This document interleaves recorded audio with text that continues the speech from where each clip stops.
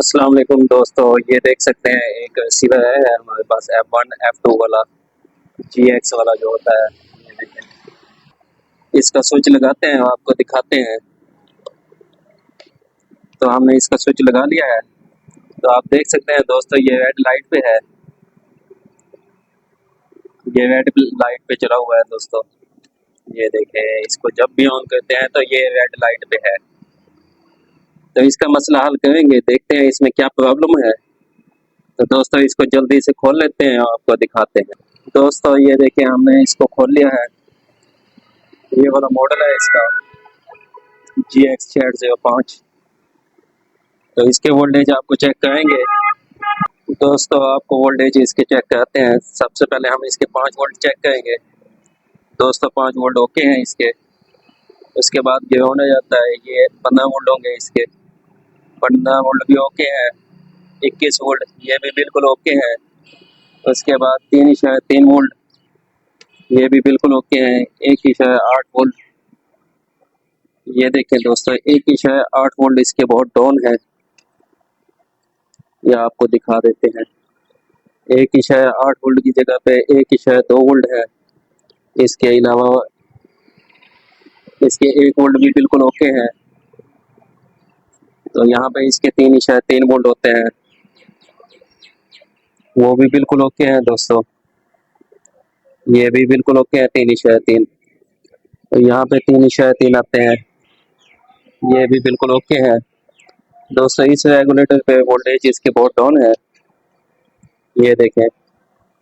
तो इसको चेंज करते हैं, फिर आपको दिखाते हैं। हमने इसका रेगुलेटर चेंज कर लिया है, ये देखें। आपको इसके वोल्टेज चेक करा देते हैं।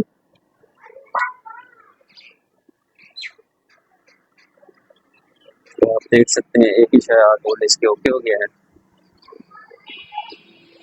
सेट हमारा बिल्कुल सही तरीके से ऑन हो गया है। तो डिस्प्ले लगा के आपको चेक करा देते हैं इसके सिग्नल। दोस्तों आप देख सकते हैं इसके सिग्नल क्वालिटी जो है, वो देख सकते हैं इस टाइम से जो 16 पे है। तो इसके सिग्नल आईसी का इश्यू है, इसको रिपेयर करते हैं और फिर आपको चला के दिखाते हैं।